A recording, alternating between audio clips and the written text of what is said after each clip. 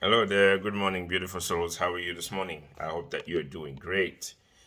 Thank you for joining. Thank you for joining. I'm here to bring you another message, something that I think you are going to enjoy listening to. This morning, we want to talk about the beauty of the pit. The beauty of the pit, as in the pit where Joseph was held. The beauty of the pit. The beauty of the pit actually comes linked to five P's. Five P's. Five P's. One, usually a pit happens when you have identified your purpose. That's that place where you are put in isolation, just like Joseph brothers put him in isolation. The isolation part is after you define your purpose. Those who think that they cannot go with you, those who think they cannot travel with you, those who think they're jealous of where you're going, they are going to put you in isolation, right? And I'll come back and talk about that. There are four other P's that we are going to be talking about after you identify your purpose and you're put in the isolation of the pit. Is that you have to develop passion for your purpose. Because if you don't develop passion for your purpose, you are going to think that your life is over. You will want to be dead at that time. But that's the worst thing to do. Because guess what? If you do that, your enemies have won. That's really not really what you want to do. You have to develop passion for your purpose. But then with that passion, of course, there's a heartache. There's a heartache of why did they abandon me? I'm sure Joseph asked himself those questions several times. But what can you do? There's only so much you can do. When you know that you have a purpose, when you're going after something, you can't expect everyone to come with you. That is unrealistic. That's not even possible. That's not humanly possible. So there's the other four P's. There's your purpose that you've identified. You go into the pit, and now you have to develop passion for your purpose. But then after that passion, the perspective must change, because otherwise you will never embrace where you're going to. Your perspective must change. And then the other two P's that follow after that are the places you go to and the people you meet. Huh. Yes. That is interesting, because guess what? If you come out of your pit, out of your isolation, after you develop passion for your purpose, if you go back to those people who isolated you, who wanted to sell you to the world because they did not want to see you flourish next to them, you are not going to be happy. They're going to kill you. So let's talk about those P's. P's like in pit. So what I said is there are five P's that accompany usually you being in a season of isolation, a season of being put into a pit. Is that usually you have a purpose that's higher than what your environment is familiar with. The second P is that you must develop passion for that purpose where you're going to. You must open yourself to other things, meaning changing your perspective. The other P has to do with being open, accepting that you're going to have to go to other places and be okay with that. And you're going to meet other people. So I'm going to be talking about those, diving in a little bit. I'm not going to take much time. I'm hoping that we will not go over 10 minutes.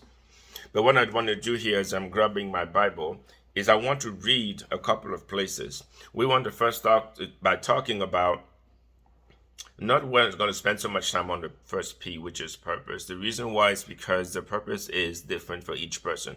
But I will do another video where I'm talking specifically about the purpose, because the purpose must be about something that you have a special revelations from God. But two, it must also be something that's in your skills, gifted for, something that you know that you can do even when you are at your lowest moment, something that brings you joy, something that revitalizes you. That's what your purpose should be tied to. So right now, right at this moment, I want us to go into the word. I'm going to be looking at Genesis 37, and I'm going to be paying attention to verses 17 and 18, and then to verse 27, because there's a specific point I want to make here about being in the pit. What happens at that time of isolation? Usually people make a decision to isolate you, but they go in steps. If you look here, let's go at Genesis 37, verse 17. This is where Joseph was left by his brothers after he revealed his dream. He revealed his dream. They were not happy about it. His dad just listened. His dad said, He may have something there, but the brothers were not happy. They got jealous all of a sudden, right?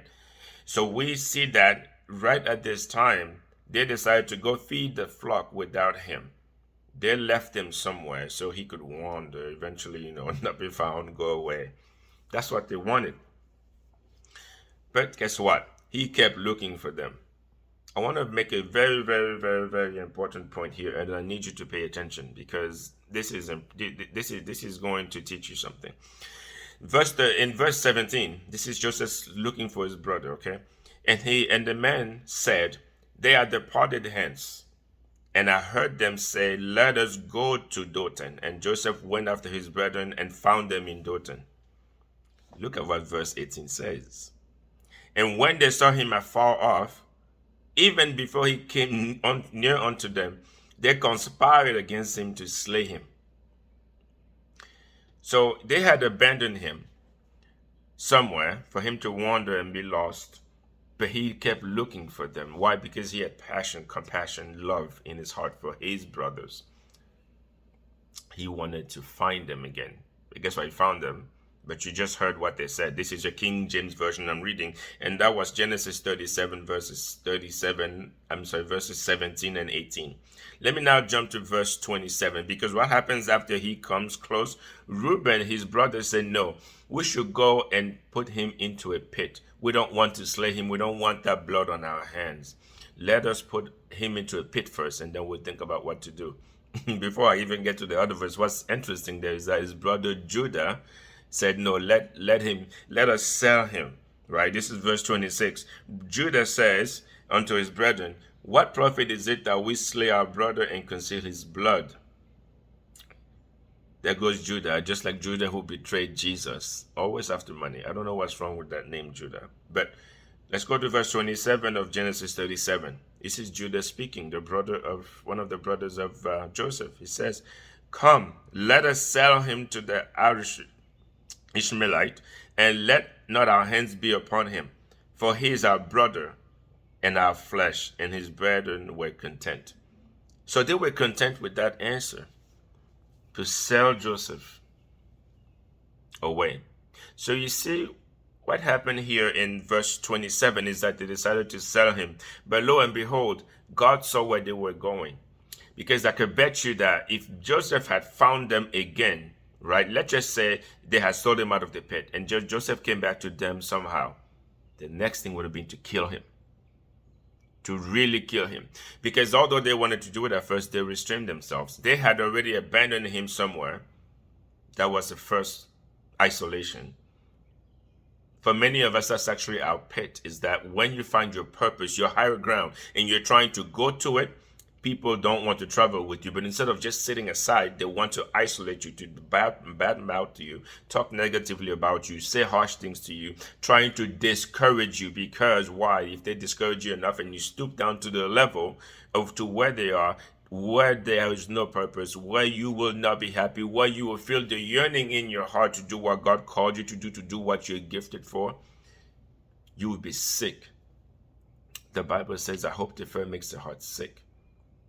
And that's what that means, is that if you have faith towards something and you're not pursuing that thing, it'll make your heart sick. Or if you have faith towards something and you don't have the conviction enough that God is doing, that God is even putting the steps in place by either changing you, maturing you, or by bringing you to different places and people, you are going to be sick. You will not be happy. But let us return to this, because now that was a parenthesis to talk about why hope deferred makes the heart sick. But here, what we see here, the brethren have already conspired. But first, they isolated Joseph. Second, he came back and looked for them. They said, let us put him in a pit.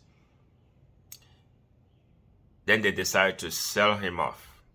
Sell him off was the other thing. Isolation was one, because, then they comes back. They're thinking of what to do. They put him in a pit where they can sell him. But lo and behold, what's happening in verse 28 here is that there were some Midianites that were passing. Some men were passing by. They drew and lifted Joseph out of the pit. This is verse 28 of Genesis 37, King James Version. And it said, they sold Joseph to the Ishmaelite for 20 pieces of silver, and they brought Joseph into Egypt. You saw they sold Joseph to the Ishmaelites, the same people that the brothers wanted to sell him to. The brothers did not know that when they wanted to sell Joseph to the Ishmaelites, it wasn't really their doing. It was the angels, the Spirit of God speaking through them. Through the bad thing they wanted to do, God was still planning on lifting up Joseph.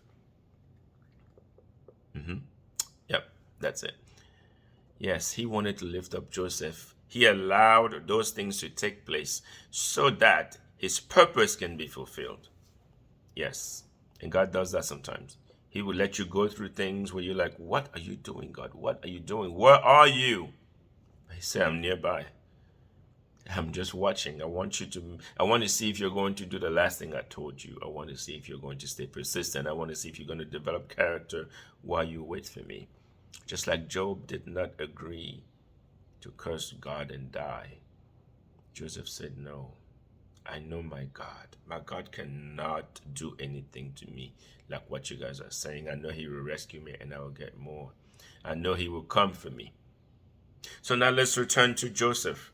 So Joseph was isolated. He came back. His brothers decided to sell him. They didn't even get a chance to collect on that money because God was like, no, I'm not going to give you that chance. I'm not going to give you that privilege. Because sometimes this is what even gets left out a lot when people are talking about the story and they're preaching, is that the brothers did not even get to collect the money. Isn't that interesting? Isn't that interesting? They did not even get to collect that money. The money that they already plotted that they're going to have, they didn't get it. So this is very interesting. Now, Joseph is sold into Egypt. So I want us to come back here because Joseph had a purpose. He was put into a pit, so that means isolation. The next thing here was that when he went into Egypt, if he had not developed passion for his purpose, he would not survive. That's actually the crux of the story here. This is what I want you to get out of this. The most important thing when you're in a pit, yes, you can cry. You can ask, why are my brethren abandoning me? Why is my family leaving me? Why are my friends not staying with me? Why are they not lifting me up? Why are they not encouraging me? Why are they not happy for me? The truth is that most of the time people function by associations. And what that simply means is that where you are is where you thought about being 5 years, 7 years ago. In order to go to your next destination, you must travel in time and places. And in order to do that, you cannot take everyone with you. Why? Because each one of those people that you think you can take with you, they all have their callings. They all have their ways of looking at life. And too much light shining from you can actually make them upset. Too much light coming from you can be a detriment to their lives. But those are for the people who are low in spirit. Those for the people who are small in their mind. That kind of thinking is for those who do not understand that we can be sitting together, but we don't necessarily go to the same places where we get up. Yes, we can all be sitting together and chatting, but we are not going to the same places when we get up. Because where I go is determined by my desires, it's determined by the will and the purpose that God has for me. When I get up, I'm not saying that you can't do what you want to do, but don't hate on what I am doing. This is interesting. So this is Joseph goes into Egypt, and I'll go into depth further on, talking about what happens to Joseph in Egypt and how he survives there. Because it did not just come by chance for Joseph to go to Egypt. You know the story, but when I come into it, I will dive down to talk about some nuggets. Some nuggets, yes, because just like I just brought this nugget here for you and say, listen, the brothers did not even get to collect on the money. That's a nugget that's very important. A lot of times, people who think they are going to benefit by hurting you, they don't. And if they get that money in their hand, whether it's money or fame or whatever they're looking for, they don't usually enjoy it because God will take it away like that. It's teaching them a lesson, right? But also God wants to lift you up. If you have a purpose that God has defined for you and you know you're going after something, don't be afraid. What you must try to do is try to define what characteristics, what qualities do I need to have? Who do I need to become in order to reach this level where God is taking me to? You must ask yourself those questions, and those questions must be answered, because if they're not, you are going to be round and round and round, just like the people of Israel when they wandered in the desert.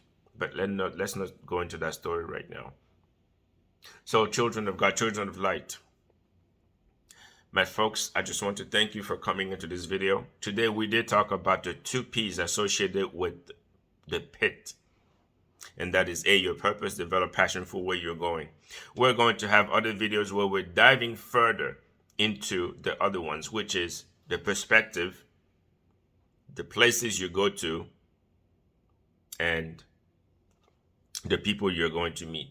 Because you can clearly see in this story, when Joseph is removed from his environment, he was removed by force, yes, but a lot of times I'm trying to teach you here that we must learn to remove ourselves, or at least accept that we're being ostracized. That process of being ostracized, of being set aside, of being removed, of being pushed away, that is actually what God needs sometimes to lift you up. The fact that you are being ostracized, pushed away, set aside, talked about, you are being lied on, and you know that you're doing the right thing. You're doing your best to be there for people. Trust me, usually when that happens, unless you haven't done the study yourself, you must also make sure that you're on the right side, okay? It's important to make sure that you're on the right side. But if you're following your God-given, defined purpose, and these things are happening, this is simply a process of being removed. God is trying to take you somewhere else. He's trying to open up your perspective so you can be exposed to better places and to different people. Because through that, he's going to bless you. As you can see, Joseph was wise. That's why he was chosen to be second in charge over there in Egypt, because he could interpret a dream. But we're going to come back into that, because that passion that he developed for his purpose from the time he was put into the pit, taken, sold, and traveling to Egypt, from the time he spent in prison, even the wife of Potiphar was only a tool. The wife of Potiphar was only a tool. So I'm trying to invite you here to pay attention to what God is doing in your environment. Always go back in prayer and ask God, what are you doing? I want to leave you here with this. Like I said, if you are going through a phase where you're being ostracized, lied on, talked about, pushed away, repulsed, or people are just saying things just to please themselves, and they're happy to see that you are falling and that you're failing, to see you struggle, just know that their hearts are being hardened. It is God working on them, and they don't know it.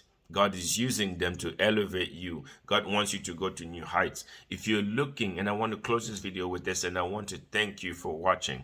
If you are in need of coaching, you are in need of counseling, you are in need of maybe somebody to just talk to, maybe it's even an hour or 2 of consulting. You just want to talk things out. You want to identify and find out what God is doing in your life. You want to talk it through. You're looking for Bible references, or even if you only need prayer, do not hesitate to contact me.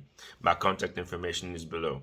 I thank you for watching this video. May God bless you abundantly. May you have a great day. Let this week be a week of victory. I thank you for watching. Take care. Shalom.